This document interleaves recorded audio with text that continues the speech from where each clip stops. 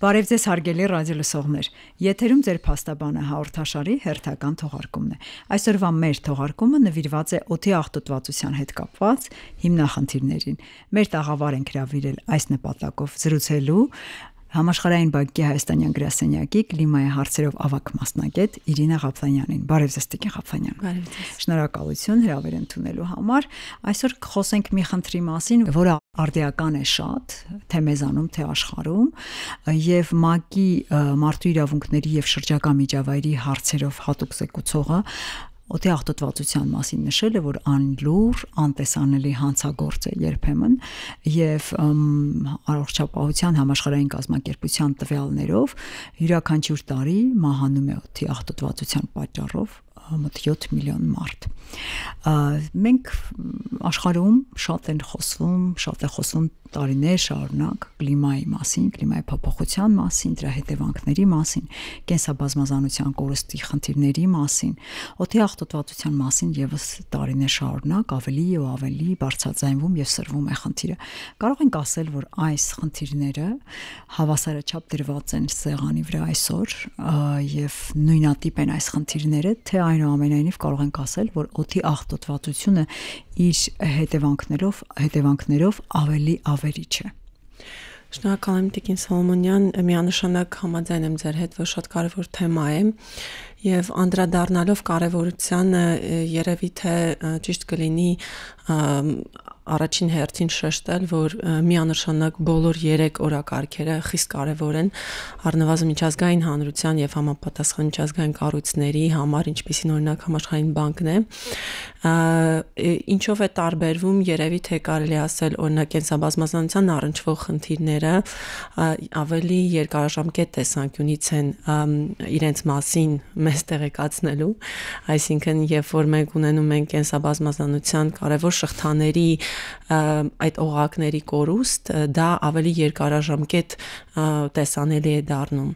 Իսկ օրինակ օդի աղտոտվածության հետ կապված խնդիրները ավելի այժմեական են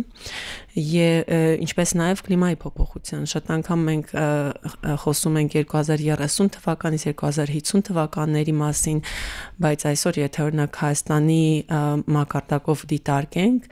ոչ թե գլոբալ, այսօր մենք արդեն ունենք 1.3 աստիճանի տաքացում Հայաստանում եւ մոտ 10% տեղումների նվազեցում, ինչը անդառնալի արդեն իր հետևանքներ է ունեցել տնտեսության վրա, եկեք նույնիսկ առողջ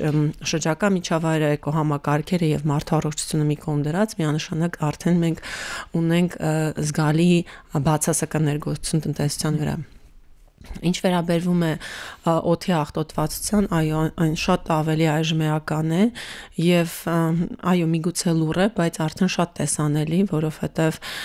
առօրյան թեկուզ եւ եթե դատելով Երևանում մենք հստակ գիտենք, որ օրն է օդը մաքուր, որ օրն է օդը ավելի աղտոտված, քանի որ երբեմն այնքան տեսանելի է, այո, տեսանելիությունը միանշանակ այդ ազդակներից մեկն է։ Միջազգային կոնվենցիաները իհարկե կան կլիմայի փոփոխության միջազգային շրջանական կոնվենցիան, կա նաև կենսաբազմազանության կոնվենցիան եւ օդի որակի հետ կապված մի շարք կոնվենցիաներ կան, թե տարածաշրջանային, թե գլոբալ մակարդակով, բայց գնալով օդի աղտոտվածության խնդիրը դառնում է շատ ավելի արդիական, որովհետեւ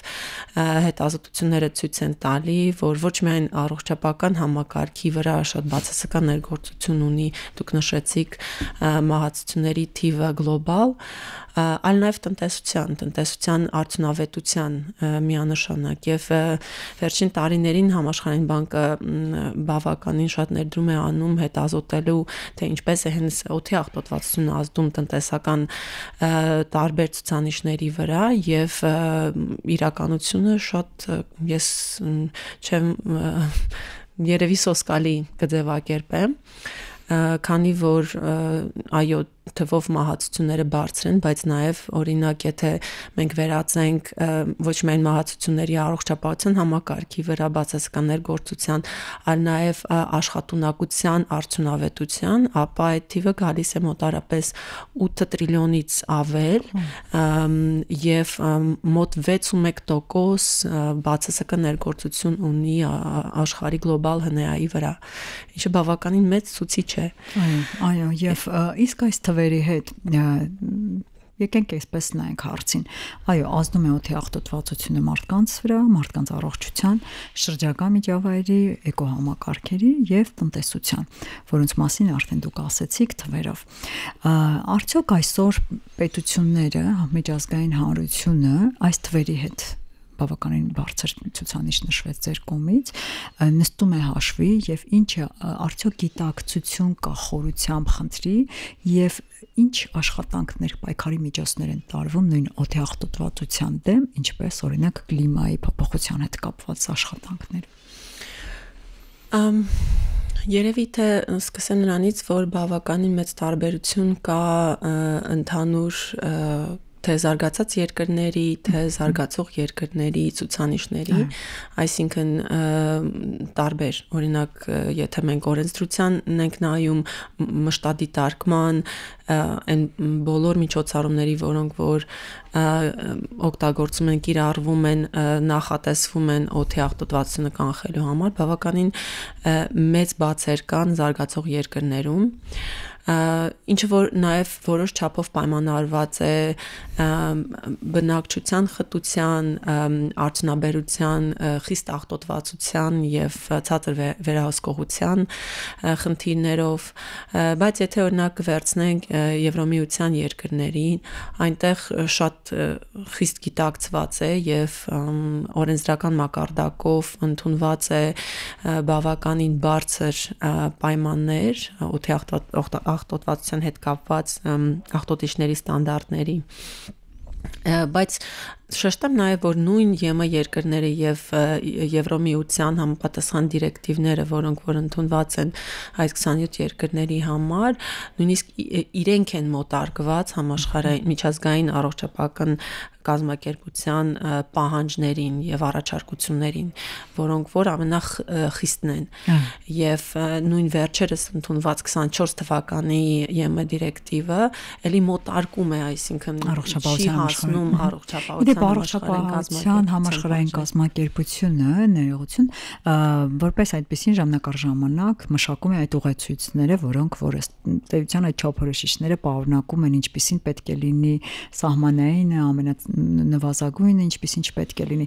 որոնք են այդ ցուցանիշները, եթե կարող ենք հանրությանը մատչելի ձևով խոսել այս մասին, որովհետև շատ ինֆորմացիոն այսպես հոսք կա, որ Հայաստանում այդ օդի աղտոտվածության ցուցանիշները անգամ նվազագույն աստիճանի վրա ավելի քիչ, քան նվազագույն աստիճանն է,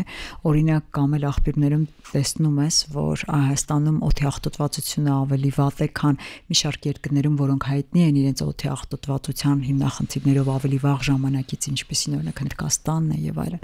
Այ կարող ենք կան օրինակ այսօր միջազգային հանրությունը օգտագործում է անձնական նույնիսկ օգտագործման օդի չափիչներ, ոչ միայն դրանք ընդհանուր սարքավորումներն են, որոնք իրականացվում են այսպես մասնագիտական գործակալությունների կողմից,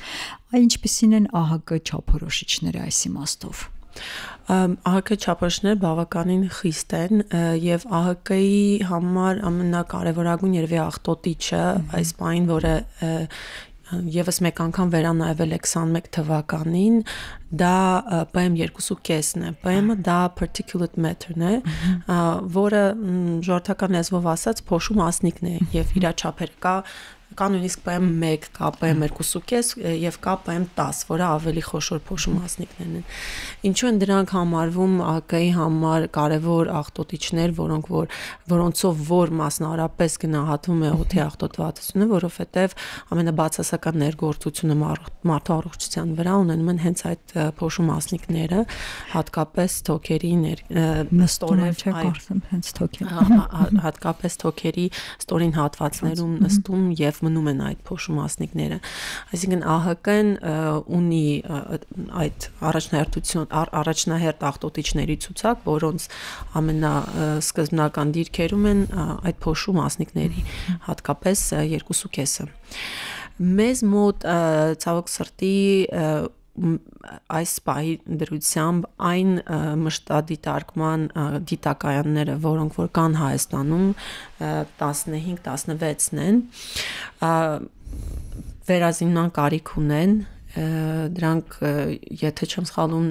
դրվել են դեռևս 70-ական թվականներին, պարբերաբար որոշ հատվածները այդ դիտակայանների թարմացվել են, բայց ընդհանուր առմամբ իրենք շատ հին են եւ PM2.5 եւ PM10 չեն չափում եւ միջին տվյալներով է ուղղորդվում համապատասխան լիազոր մարմնի, այսինքն շրջակա միջավայրի նախարարության հիդրոմետ պոակն է ստանձնել այդ մանդատը օդի աղտոտվածության մշտադիտարկման եւ փաստացի մենք ունենում ենք միջին շաբաթական կամ ամսական կտրվածքով աղտոտիչների տվյալները, ինչը որ ընդհանրապես չի համապատասխան միջազգային ստանդարտների եւ քաղաքացու իրավունքին իմանալու այդ պահին գտնվելով որոշակի վայրում ինքը ինչ օդ է շնչում։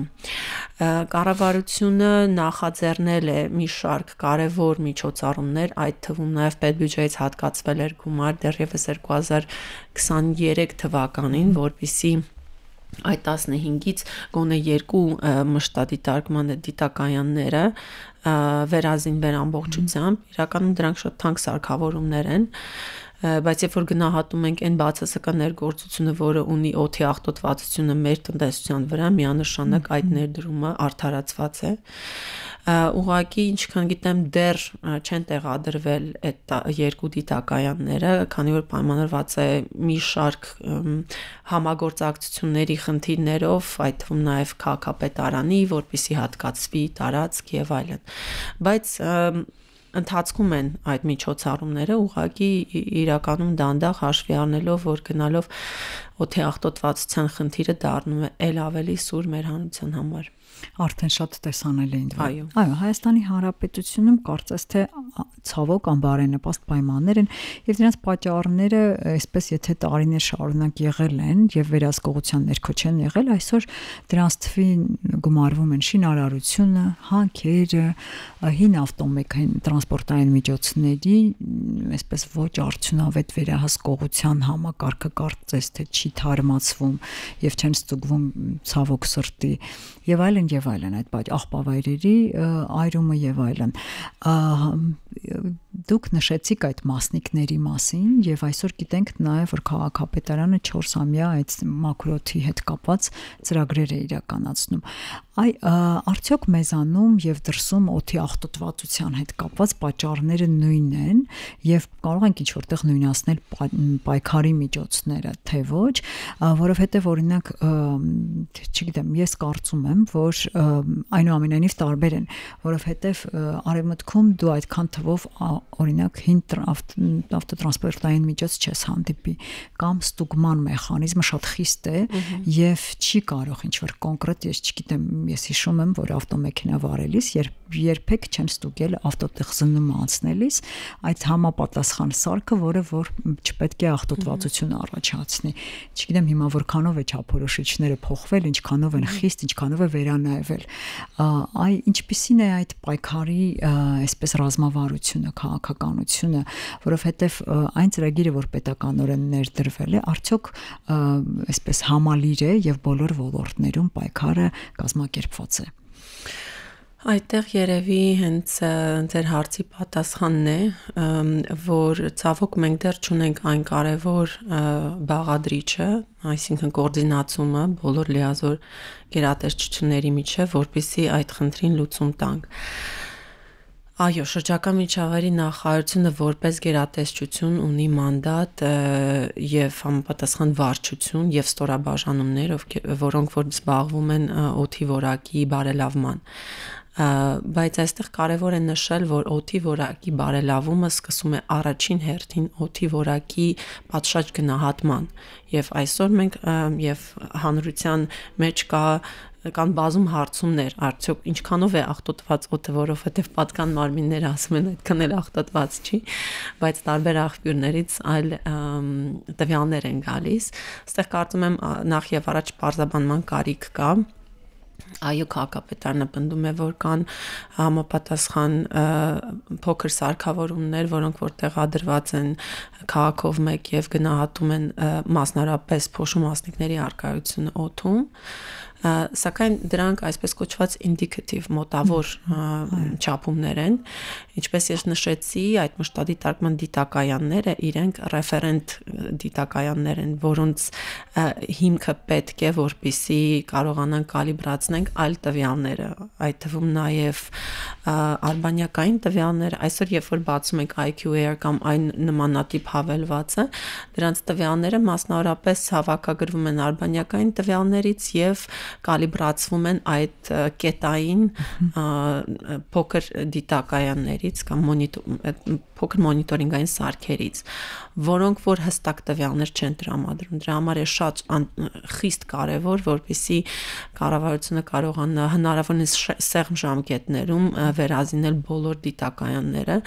եւ ելի եմ շեշտում շրջակա միջավայրի նախարարության վրա մենակ դնել այդ պարտականությունը իրականում սխալ է, որովհետեւ բոլորը պետք է համագործակցեն, որպեսզի աջակցեն տվյալ գերատեսչությանը ավելի արագ արդյունավետ այդ դիտակայանները տեղադրել։ Այո, ինչպես նշեցի, պետբյուջեից հատկացվել է գումար, որից հետո արդեն մենք տեսանք նաև այլ միջազգային կառույցները եւ գործընկերները սկսեցին տրամադրել դրամաշնորհներ, որպեսզի այդ դիտակայանները գնվեն, ինչքան գիտեմ, արդեն մոտարապես 5-ից ավել եւս իլերումը նատ 2 կայանների նախատեսվում է գնվել եւ տեղադրվել, այդ թվում ԵՄ-ի Եվրամիության համապատասխան Երևանում է դրվելու առավելապես թե Երևանը առաջնային է հաշվի առնելով բնակչության խտության եւ տրանսպորտային միջոցների թվականակը, սակայն մենք ունենք օդի աղտոտվածության խնդիր ողջ Հայաստանի տարածքում շատ անգամ ես ցավոտ քմծիծաղով եմ խոսում իմ ընկերների հետ, ովքեր ասում են գնանք քաղաքից դուրս մաքուր օդ շնչենք, հատկապես եթե դրանք ձմեռային ամիսներին են լինում, որտեվ ձմեռային ամիսներին յուղական համայնքներում, գյուղերում ցավոք մենք ունենք ոչ քիչ պակաս օդի աղտոտվածության խնդիր, քանի որ տարբեր տեսակի վառելիք է այրվում եւ իրականում նաև երբ որ խոսեք այդ շրջակա միջավայրի նախարարության ստորաբաժանման հետո որ իրականացնում է մշտադիտարկում, ինչպես նշեցի, հիդրոմետպոակն է, իրենք այդ խնդիրը ունեն, որովհետև ժամանակին երբ որ տեղադրվել են այդ դիտակայանները, իրենք տեղադրվել են Երևան քաղաքում, Գյումրիում, Վանաձորում, խոշոր քաղաքներում, ինչպես նաև արդյունաբերական կետերում, օրինակ Ալավերդիում, Լոռու մարզում ունենք Սյունիքում, որտեղ կար հանքարդյունաբերություն, բայց այսօր հաշվի առնելով, որ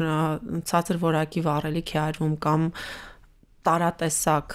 աղբ է այրվում գյուղական համայնքներում, այդ թվում նաև Գոմաղբը, որը ունի եւս բացասական ներգործություն իր արտանետումներով, մենք իրական պատկերը չգիտենք գյուղական համայնքներում քաղաքից դուրս, այսպես ասած, օդի որակը ինչպիսին է, եւ դա էլ պետք է միանշանակ գնահատվի։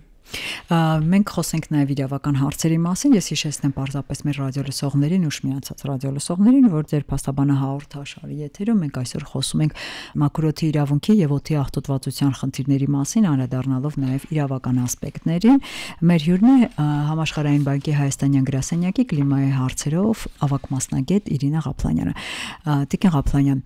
շարունակելով մեր զրույցը, եթե իրավական հարցության վրա ենք հարցը դիտարկում, այստեղ մենք սկսենք սահմանադրությունից, որի 12-րդ հոդված ուղղակիորեն առնչվում է շրջակա միջավայրի պահպանության եւ կայուն զարգացման իրավունքին ու սկզբունքի կարգավորմանը, եւ ունենք ոլորտային օրենսդրություն, որը մթնոլորտային օդի պահպանության մասին օրենքն է։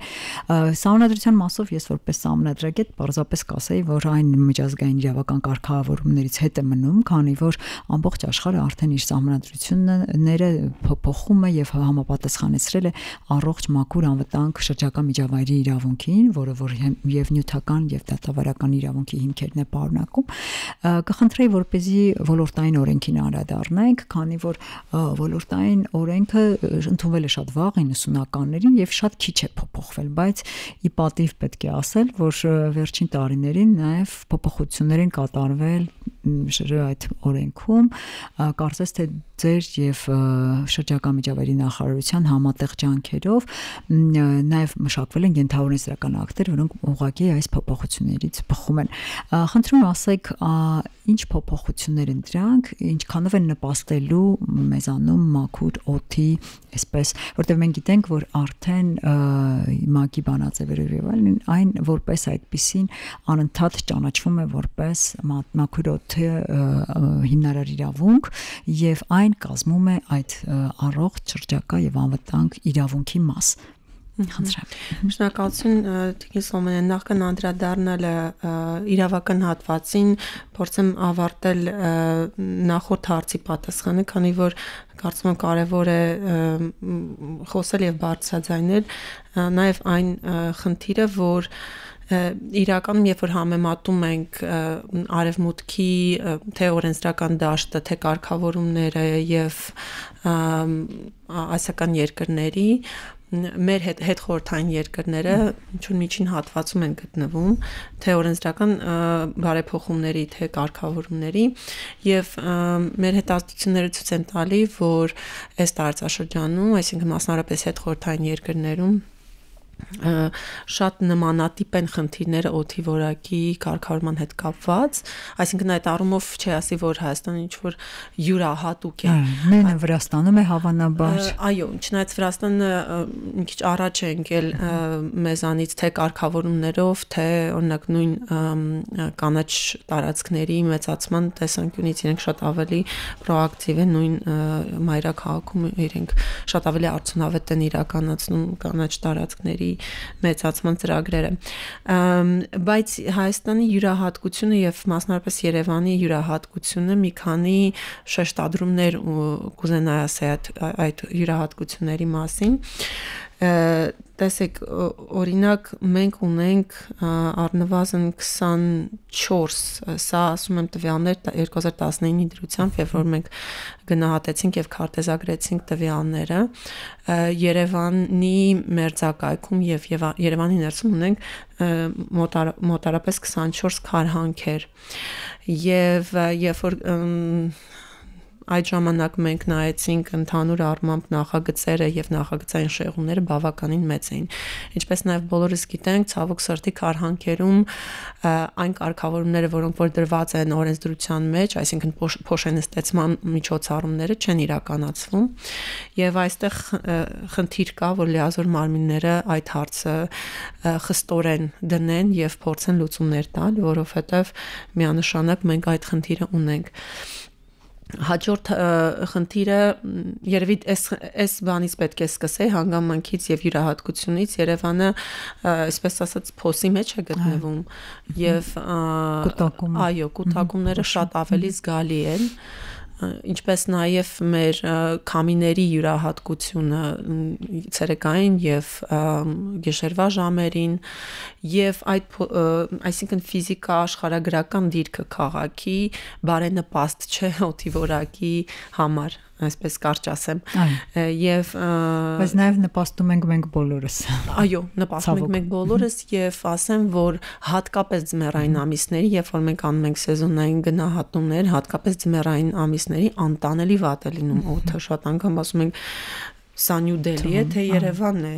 որտեղից են գալի այս մեծ կուտակման աղտոտիչներ սա պայմանավորված է ձմեռային ամիսների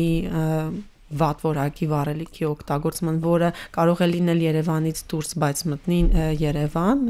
այդ ֆիզիկա աշխարհագրական դիրքը հաշվի առնելով, ինչպես նաև ջերմաստիճանային փոփոխությունները, այսինքն ցածր ջերմաստիճանի պարագայում այդ կուտակումը շատ ավելի զգալի է լինում եւ ցուցանիշները սոսկալի են դառնում։ Հաջորդ կարևոր հանգամանքը դա իհարկե նուբարաշենն է եւ աղբի շարունակական այրումը այդ աղբավայրի հարցը պետք է հիմքային լուծվի եւ շատ կարեւոր է բարձրաձայնել, որ տվյալ աղբավայրի լուծման բանաձևը ոչ կախված չէ նոր աղբավայրի կառուցման հետ, որովհետեւ այնտեղ կան տասնամյակներով կուտակված աղբ եւ երբ որ հրդեհում է, ինչը որ լինում է շատ հաճախ, այդ հրդեհի մարելը առաջնային խնդիրն է, իսկ երկրորդային խնդիրը արդեն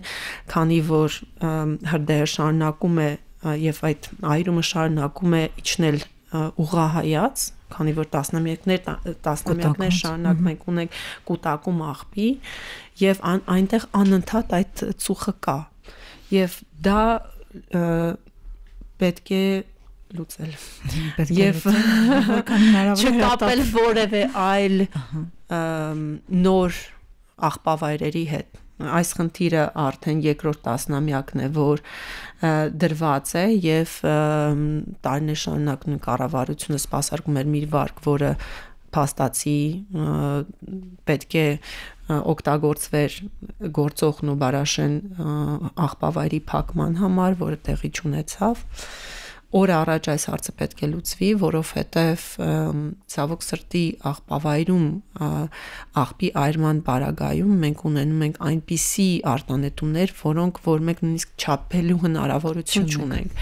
որովհետև այնտեղ կան ահռելի մեծ քանակությամբ պոլիէթիլեն, պլաստիկ,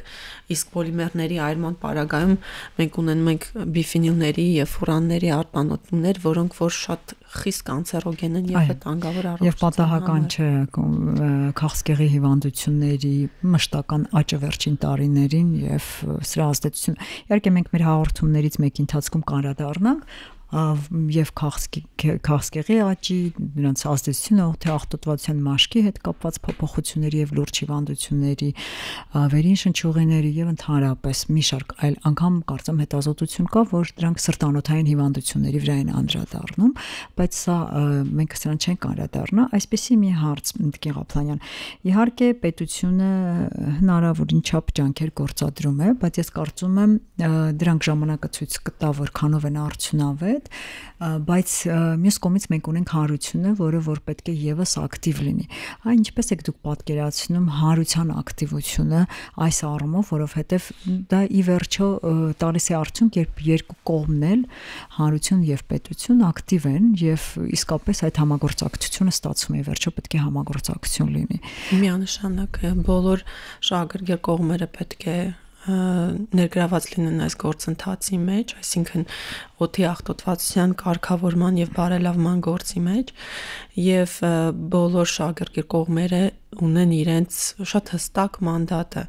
Իհարկե ես էլի կշեշտեմ, որ օրինակ նույն վերջացնելով նախորդ միտքս նաև օրենսդրության մասին եթե կարելի է չնշեցիք, որովհետև ագլոմերացիաների հետ կապված կարծես թե ուրեմն տրանսպորտի հետ կապված խնդիրը, հա, դա միանշանակ կառավարության եւ համայնքի խնդիրն է, որովհետեւ մինչեւ չապահովի համայնքը եւ կառավարության օգնությամբ համապատասխան ռեֆորմներ չարվեն, այդ թվում նաև ճանապարհների կահավորումը եւ ավելի որակյալ հանրային տրանսպորտը, Երևանի քաղաքացին կնախընտրի վարել իր մեքենան,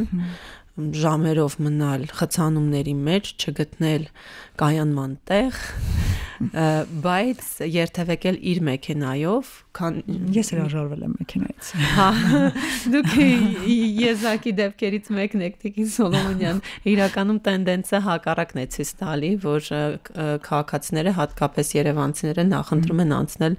անձնական ավտոմեքենայի որպես տրանսպորտային միջոց, հաշվի առնելով, որ կանխատեսելիությունը եւ որակը հանրային տրանսպորտի դեռ այնպիսինը չէ, որպիսի մենք կարողանանք ակնկալենք մասսայական,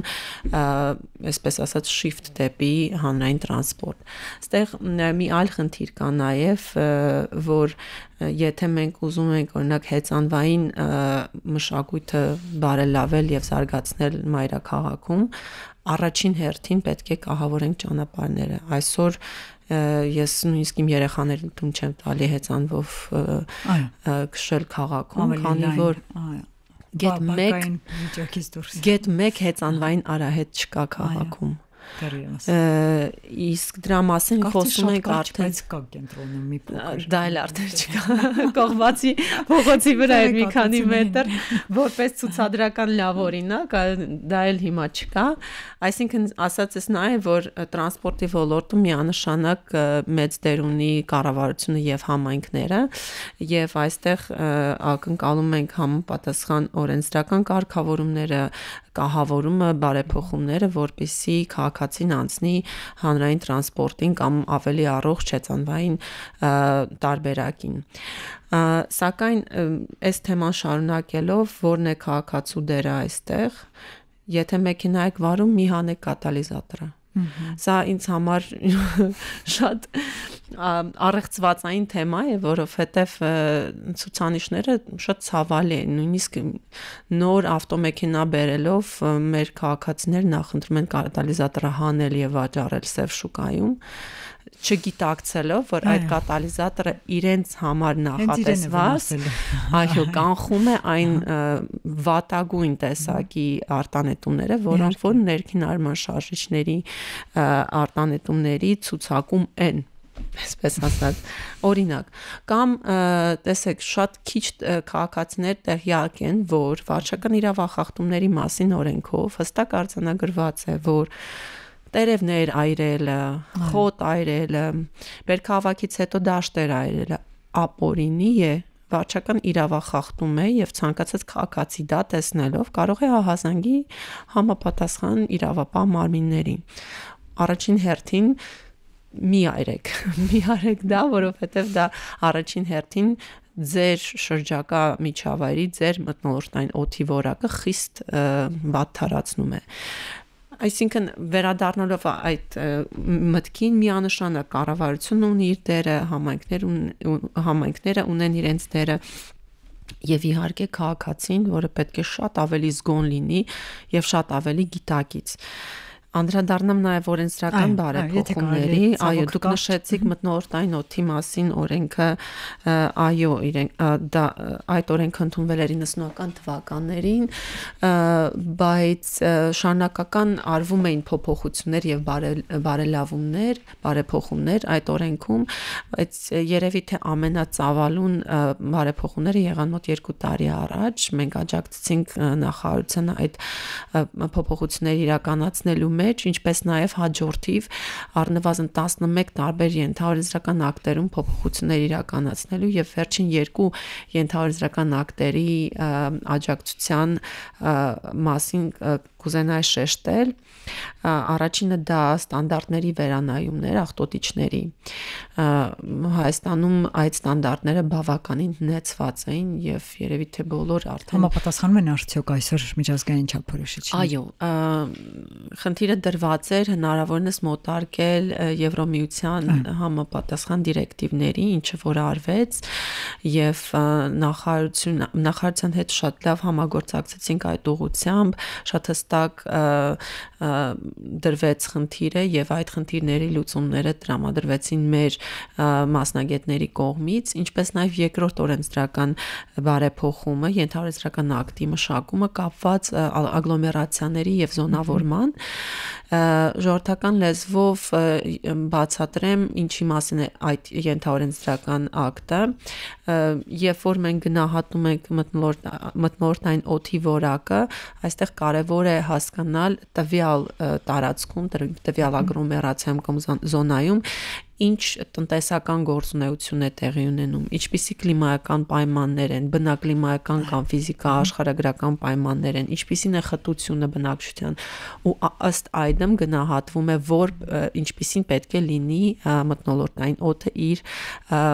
մակրությամբ։ Եվ այդ զոնավորումը տարիներ առաջ էր արվել եւ չէր վերանայրվել այն պարագայում, երբ որ ոչ միայն տնտեսությունը խիստ փոխվել է այն տնտեսական մոդելներից, որոնք որ կային խորհրդային միության ժամանակ, այլ նաեւ բնակչության տենդենսը, խտությունը այսօր մենք տեսնում ենք շարունակական հոսքյուղական համայնքներից դեպի քաղաքային համայնքներ եւ բնակչության խտությունն է մեծացել, ինչպես նաեւ տրանսպորտային միջոցները։ Եվ այդ երկրորդ ենթաօրենսդրական ակտը մշակվեց, որից հետո արդեն նոր ստանդարտները ուժի մեջ կմտնեն եւ նոր զոնավորումը ուժի մեջ կմտնի եւ հույս ունենք, որ մինչ այդ նաեւ այդ դիտակայանները կտեղադրվեն, ինչը որ հնարավորություն կտա ավելի հստակ, ավելի վստահելի տեղեկատվություն ունենալ ոչ միայն առօրյա, այլ այսպես ասած live, այժմեական, ինչպիսին է օդի աղտոտվածությունը ոչ միայն մայրաքաղաքում, այլ ամբողջանալու։ Ես էլ հույս եմ հայտնում, որ մեր հաջորդ հանդիպումը կլինի օդի աղտոտվածության վիճակի փոփոխության արձանագրման ուղղված եւ հիշեցնեմ մեր ռադիոլսողներին, որ այսօր ձեր փաստաբանը հաղորդաշարի եթերում մենք զրուցում ենք մաքուր օդի իրավունքի, օդի աղտոտվածության հիմնախնդիրների, ինչպես նաեւ ներպետական օրենսդրության փոփոխությունների մասին, իսկ մեր տաղավարը ինք հրավիրել Համաշխարհային բանկի Հայաստանյան գրասենյակի կլիմայի փոփոխության հարցերով ավագ մասնագետ Իրինա Ղափլանյանին։ Շնորհակալություն Տիկին Ղափլանյան եւ հիշեցնեմ ձեզ հետ էր հաղորդման հեղինակ Նարինե Սոլոմոնյանը։ Ցտեսություն։